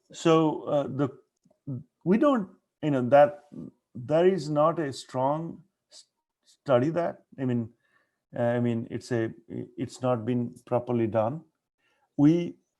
So there is a correlation of viral titer and disease severity. So people who have more viral titer have more disease severity, more symptomatic.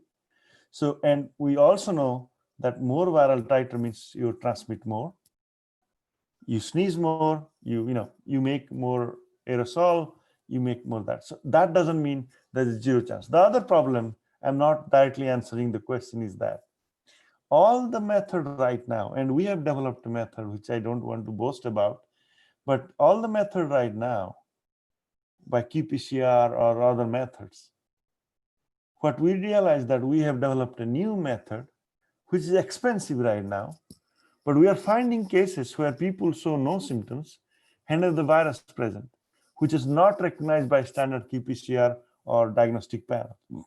So what I'm trying to say is that there might be much more people who have COVID than even our panels can find.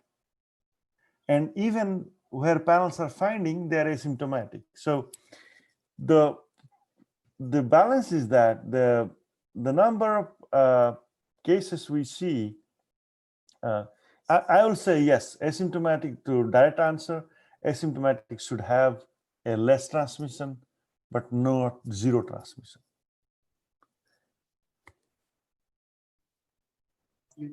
Okay, Sumant, so there are more questions, but because of shortage of time, and possibly it is now nearing 2 p.m. 2 a.m. in the morning in your place, I would rather stop the session. I would request all the participants to send their questions to me. I will convey these questions to Suman, and then I will take his replies and give it back to you. Sure, I would love to do that. And I would like to really thank Dr. Suman Ranjan Das to for giving this talk in such a short notice. It was just 2 days back. I just called him and said, Suman, please, for Nehru Yuva Kendra, please, there is one talk. You have to give this. You cannot say no. And he graciously accepted it and really honored us with his talk. Thank you, Dr. Thank you. Suman. And it really, I mean, it feels strange to call you like that because we call each other with different names. That's And right. I think in the future, I will really call you once more when the Department of Zoology, in which I'm the head right now, I'm going to invite you once to give a talk once more for this seminar. I just wanted to let you know that I was an NSS member when I was in college. Right. And I had certificate for like 3 years in a row. I used to serve during Rath Yatra to, a lot of people used to faint because of loss of water and dehydration. We used to pick them up and, treat them as part of the NSS. And when you said, it's kind of a part of that, and, and that really enthused me to not sleep till 2 in the morning and just be part of that and, get involved. And I would like to thank you and the, principal sir and everybody else for giving this opportunity, and hope I was able to convey some new information. Absolutely. More than We what are is really already. honored. We are really honored in this aspects. Thank And after thanking Dr. Suman Ranjan Das, I would like to thank the principal of B.B. College, Dr. Amitavo Basu. I would also like to thank the president, district president, Mr. Naveen Nayak, and state president Naveen Nayak, and district convener, Mr. Pradeep Shaha, and then our NSS unit head, Dr. Animesh Mondol, and Dr. Abarsar, and GB member and professor in physics, Dr. Porimal Ghosh, and all the members who have contributed to NSS, including students and your participants, and the participants who have come in large numbers for this occasion. We would now take a 2 minutes break, after which we will start the competition and debate, which will start. So we have a 2 minutes break right now. Thank you.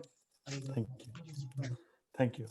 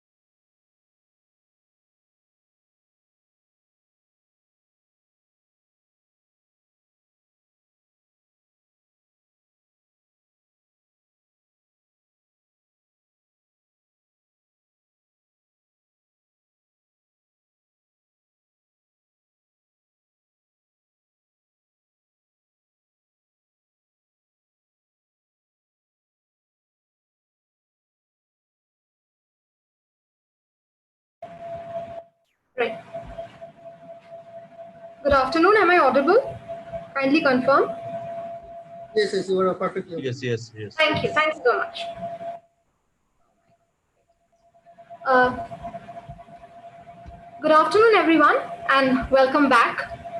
As we are aware, the COVID-19 pandemic has impacted our physical, psychological, and financial well-being, compelling all of us to come to terms with the new normal. It is important that we keep ourselves motivated during these trying times.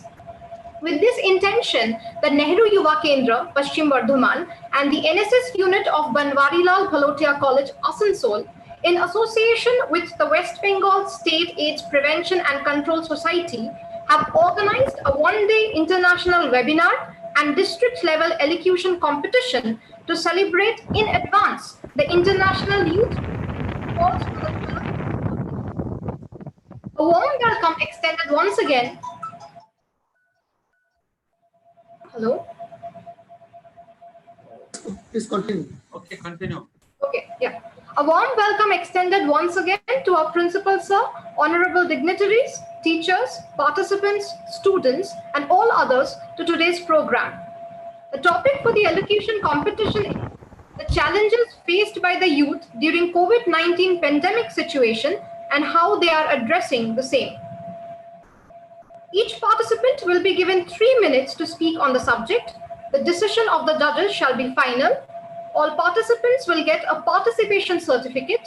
They will also receive an educational kit when the pandemic situation normalizes. The winners of today's competition, the first, second, and third rank holders will receive their certificates with prizes, which shall be given when the present pandemic situation normalizes. The first rank holder will go directly to the state level competition, which will be held on the 12th of August 2020 in an online mode. Today's competition will be judged by Dr. Shudipto Dash, Assistant Professor of the Department of Mathematics, member of the IQAC Committee, and Teachers Council Secretary, B.B. College, Asansol. Dr. Animesh Mondol, Assistant Professor of the Department of Botany, member of the IQAC Committee, and the Program Officer, NSS Unit of B.B. College, Asansol. And Mr. Uddalok Datto, Assistant Professor of the Department of English, member of the IQAC Committee, B.B. College, Asansol. I think now we should begin today's competition. Should we call in the first speaker? Yes, yes, please proceed. Yeah. The first speaker for the day is Qazi Niamatul Ain from the Department of English, B.B. College, Asansol.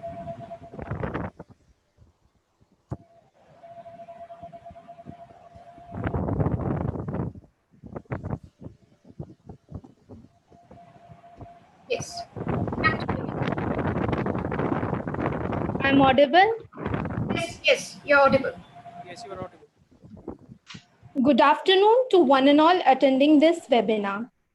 12th of August is considered as the International Youth Day.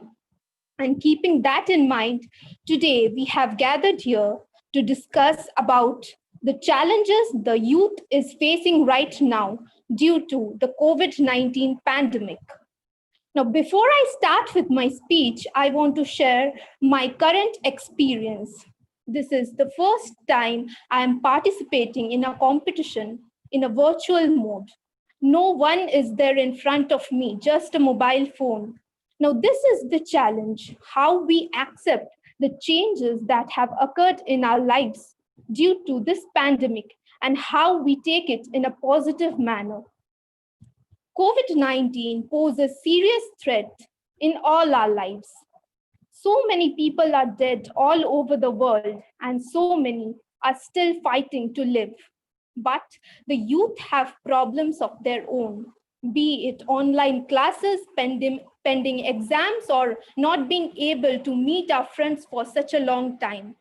These might seem trivial, but it has a negative impact on the mental health of the students and the youth at a large extent.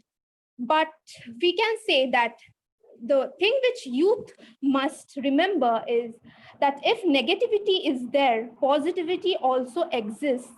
And at the moment, we are safe and still living is the greatest blessing. Many people could not see the broad daylight today. The youth is having a mental trauma due to this negative influence which is going all over the world. But one thing we must understand, the challenge which all of us are facing right now is take it in a positive way and win over it. One thing which the lockdown is claiming right now is an introspection to look into ourselves. The thing which I learned during this time is that if I keep on spreading positivity and happiness, then at the end of the day, I myself will be happy. But if I choose to spread negative vibes, then at the end of the day, I myself will be depressed and I cannot escape it. So it is more like a boomerang. What I throw, I'll get it back. So this is the time not to think about what you will be and how much money you will earn during the next few years, but how you grow yourself as a human being. Because what majority of the youth does today, that will depend the future of the nation. So it is very important to understand what to do during this time, because once everything is normal and we are back in our normal lives, this time will have a great impact on us and will decide how we grow ourselves as human beings, and how the most important challenge which the youth is facing among all these negative influences, how to get over it and be a positive influence maker. Because people can help us in many ways, but to support mentally is one of the greatest thing we can do now. Thank you.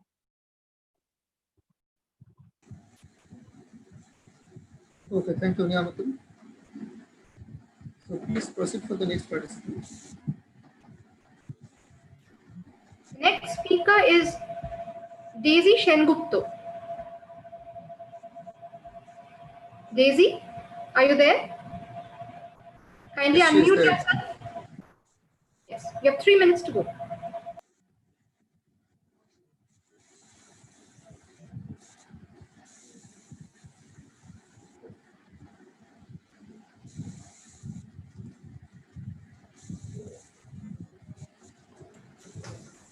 Unmute yourself. Yes, am I audible? Hello. Yes, yes, yes. Continue. Okay, start. A very good afternoon to one and all present here. I would like to speak on the topic how COVID-19 has affected the youth today. COVID-19 in India, nation at halt. A pandemic always comes unannounced, but India was certainly not ready for such an immediate halt in its day-to-day functions. Offices shut, daily wage earners out of opportunities to meet ends, and the millions of students' education disrupted.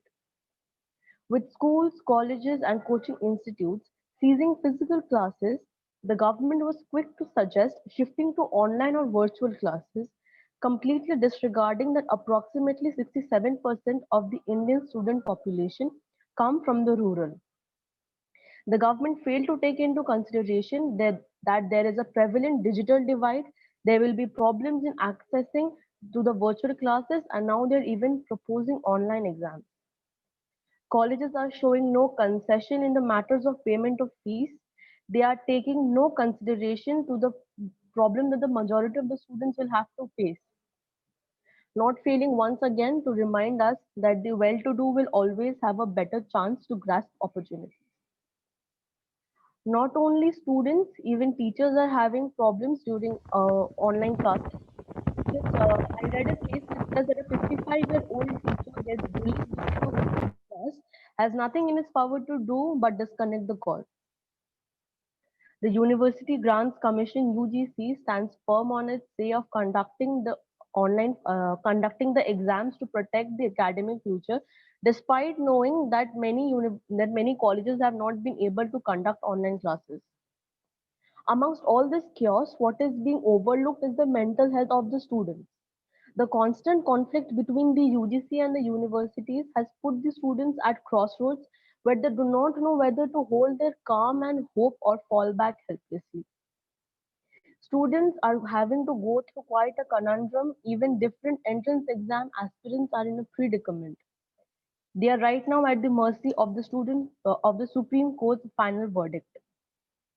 Now we all can agree that a man is a social animal. It will always yearn for a social contact, for a physical human presence. So students who are stuck in the hostel, they are without friends or families, and we all can agree on how depressing that is. Students who are back home are undoubtedly happy, but they're also having a little bit of trouble to readjust to the new normal. A positive side of this is that people are getting chance to reconnect with themselves, reconnect with their families, and take time to reconfirm their decisions, to think about it. They are developing new hidden talents every day in the matters of culinary or arts. In conclusion, I would like to say that we cannot let this dilemma of pandemic tower over us or over our hopes for the good days to come. Let us thank and appreciate the efforts that the teachers are going through or putting for our unceasing education. In bleak and dire times like this, we must try to look at the glass as half full as well. After all, life is all about the cons in the spotlight, but also acknowledging and rejoicing the pros in the background. Thank you. Okay, thank you, Daisy. So please proceed for the next person. The next participant is Debolina Shadhu. Yes, ma'am. Yes, Debolina, Yes, ma'am. you have 3 minutes to speak. Able to? Okay. Here, I am Deblina Sadhu of English Department of B.B. College. I've got the golden opportunity to speak about the topic like youth facing the challenges during COVID-19 pandemic situation. So some of the points which I want to discuss like educational fallout. Virus pandemic and this ensuing lockdown temporarily created an enormous gap within the educational bodies.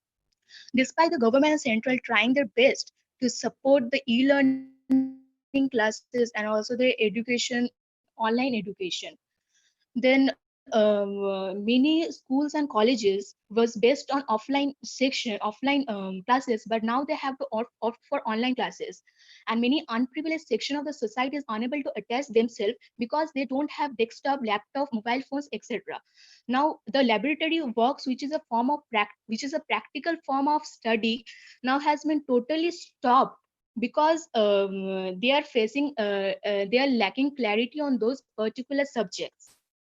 Then the continuous change in the dates of the entrance exams has been due to this pandemic situation has been caused to the anxiety and stress to the students.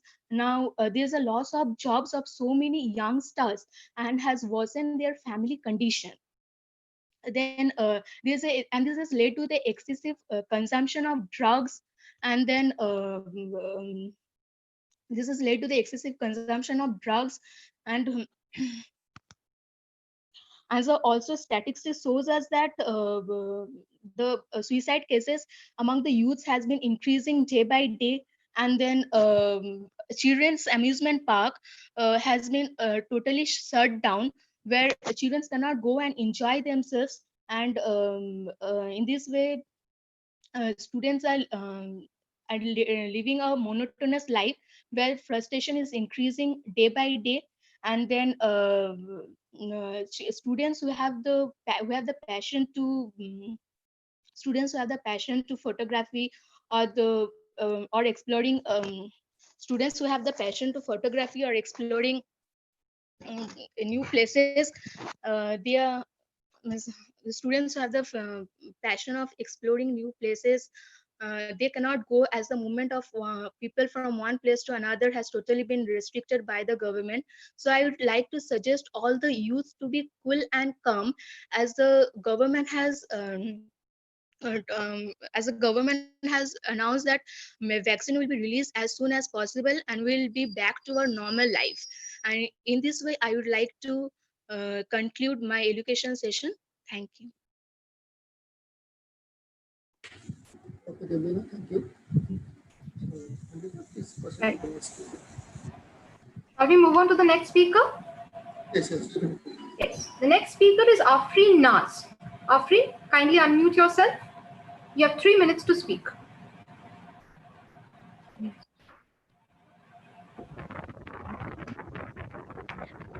Good afternoon, everyone. Myself, Afrin Naz from 4th semester English department.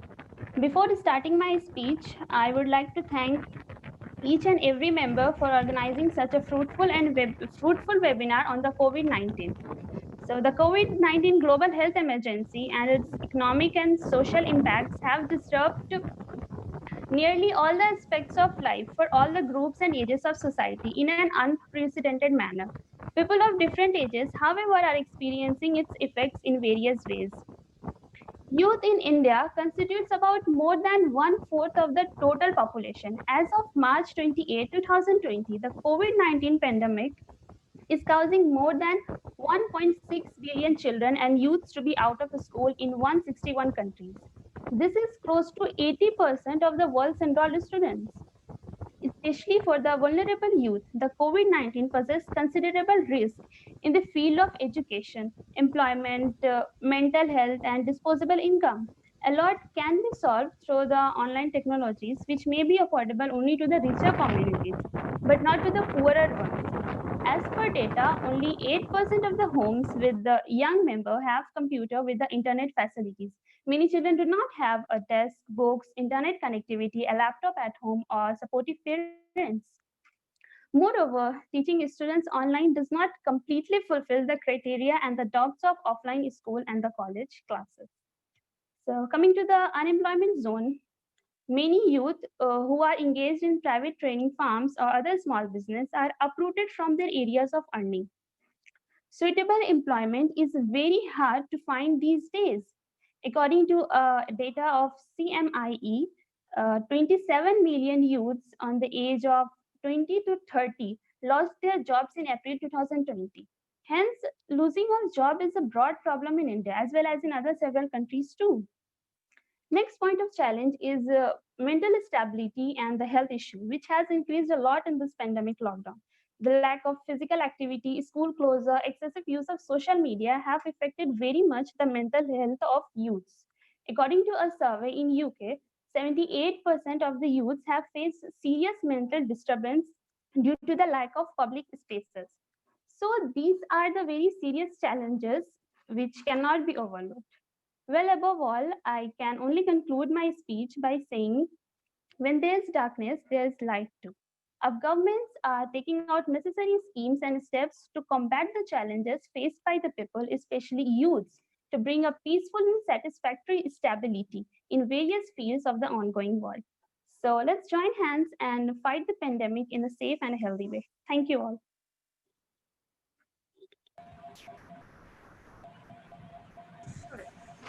Thank you, Afrin. So please proceed to the next speaker. The next speaker is Sanjukta Mondol. Sanjukta, are you there?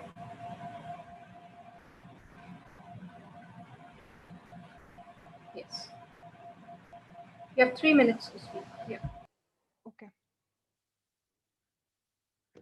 A warm welcome to all of you.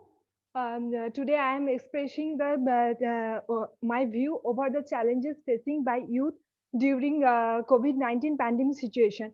Hope everyone is doing well and staying safe in this worldwide spreading pandemic situation. In any crisis situation, be it war, natural disaster, or pandemic, youth, especially those who belong to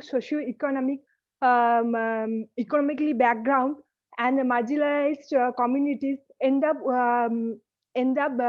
becoming the most vulnerable demographic. The pandemic is the second global shock in less than to hit young people. As a result, they worry about the impact on their mental health, job, income.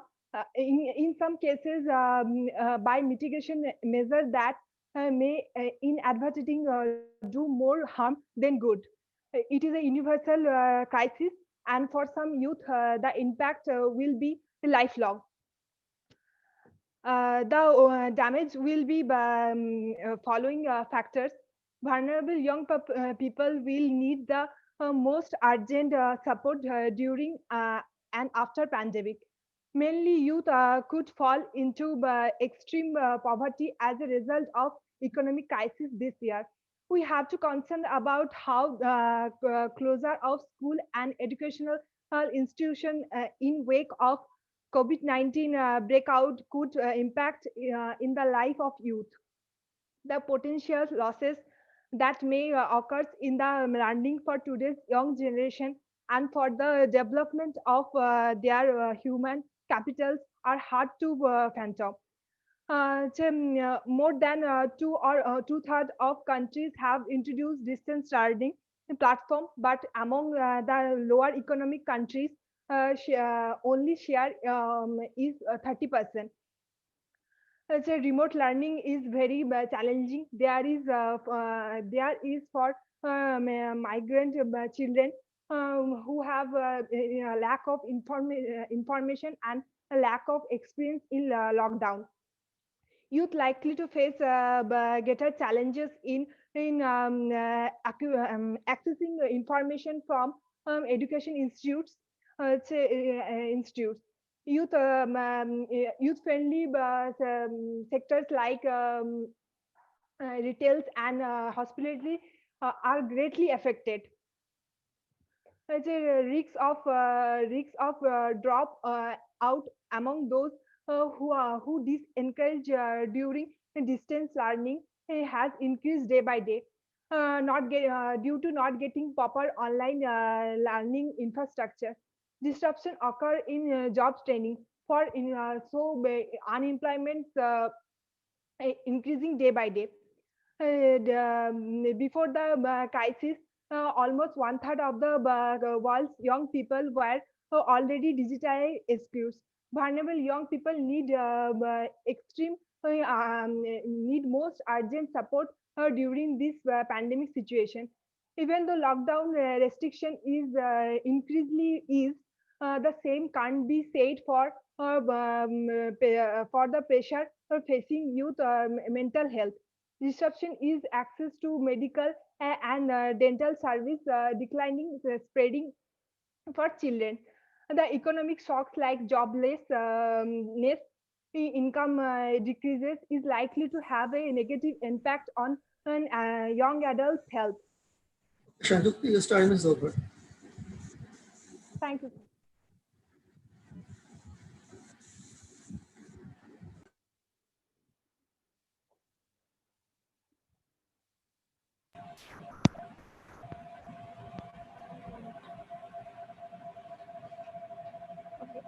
So shall we call in the next speaker? Please. Yeah, I think the next speaker is Priyanka Shaw. Okay. Priyanka?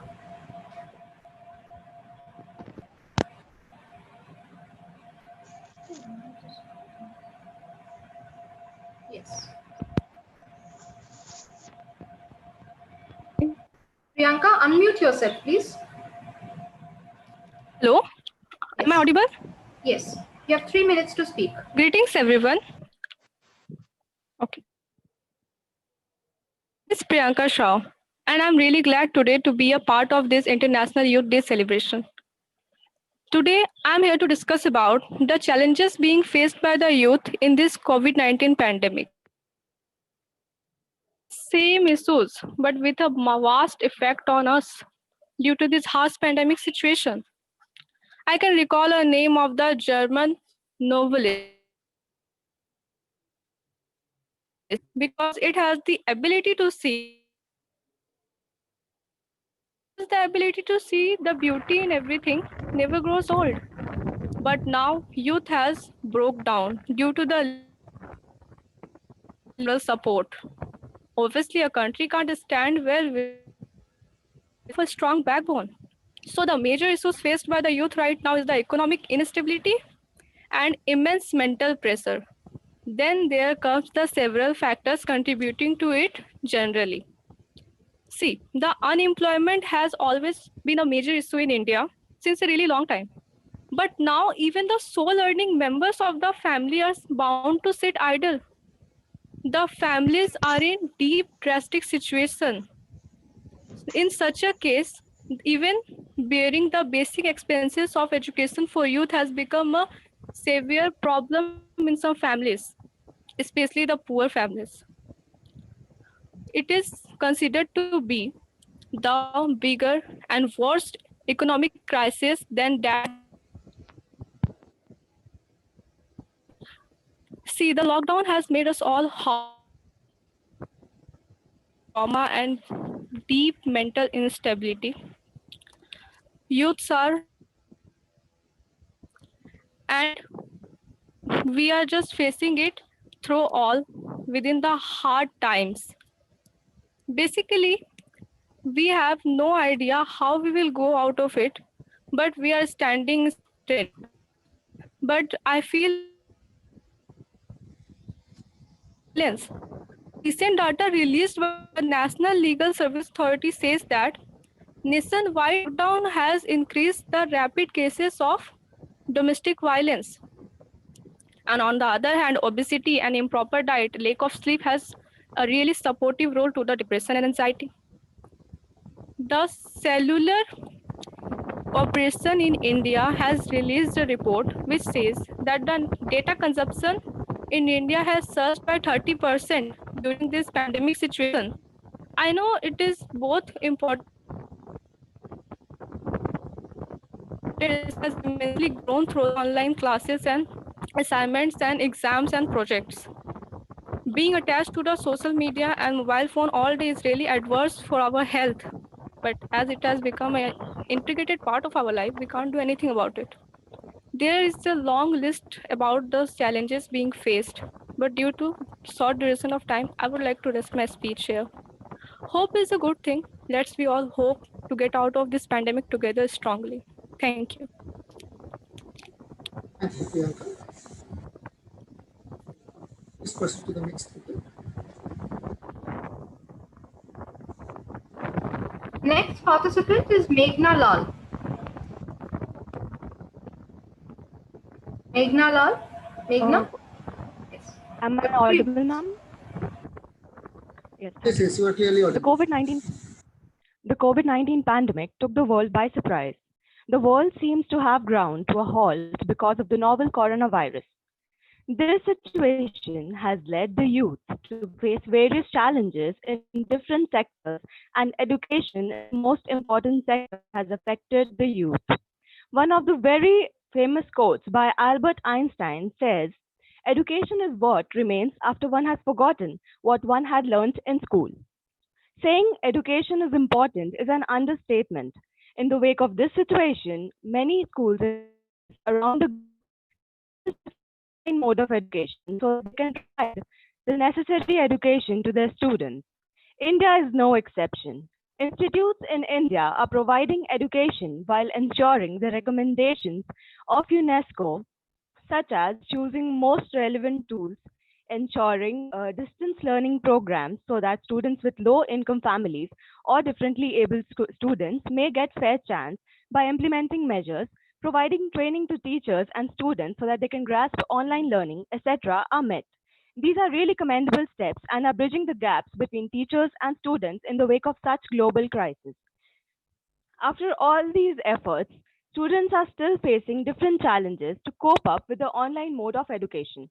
The first and the foremost problem is faced by students who are in less fortunate situations and either have no access to a device or to an internet connection. Due to this, these students are in a very difficult position and are unable to continue their education until this COVID-19 pandemic situation ends. This is affecting the youth in a psychological way too. Second, according to a survey, students participating in home learning programs felt that the workload of online classes is larger than that of regular classes. They also said that normal classes may have been difficult, but having friends made it much more manageable and less stressful. The general consensus is that home learning programs, although highly beneficial and a good alternative to schools as schools are closed, still require some getting used to by students, as it is a novel concept and students are not habituated with this. A major concern that was noted was that various students from India took admissions abroad in countries like USA, UK, Australia, etc., and had to return, leaving their courses incomplete because these countries were badly affected due to COVID 19. Proper assessment of students and taking exams is in a stumbling block as there is still isn't an application which monitors students' activity while they take an online exam. Due to this, many boards decided not to take the remaining exams. They used an assessment technique which is based on grades of previously held exams and pre test school assessments, leading to unequal distribution and mixed reactions from the students. There has also been loss in jobs of the youth who were already employed in different companies. This pandemic has affected the youth lives to a large extent. The youth will be able to cope with the situation, but it may take some time. Thank you. Okay, thank you, Meghna. Now I request all the participants to bear with us. We will take just 2 or 3 minutes and declare the results. And it is very heartwarming to see so much female participants, but also it is very alarming that no male participant is there. So all the male students, please take care of that.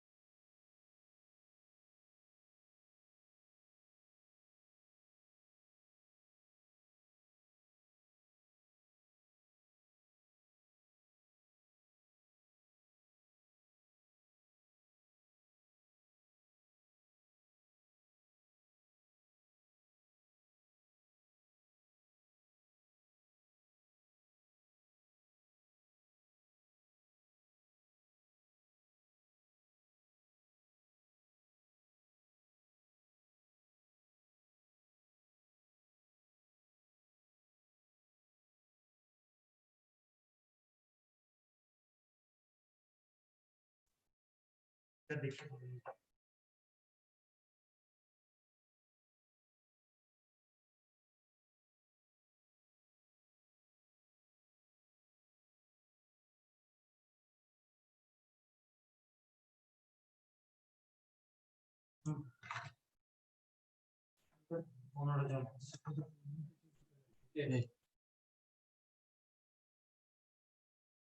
our result has already prepared. At first, I want to thank Amrita Mitra, our professor, assistant professor, Department of English, for conducting this program very smoothly. And I also want to thank Dr. Sudipto Das, Dr. Uddalok Datto, and Dr. Animesh Mondol for uh, for taking the responsibility of judging the competitions. And I want to thank all the participants for their active participation and very good deliberation.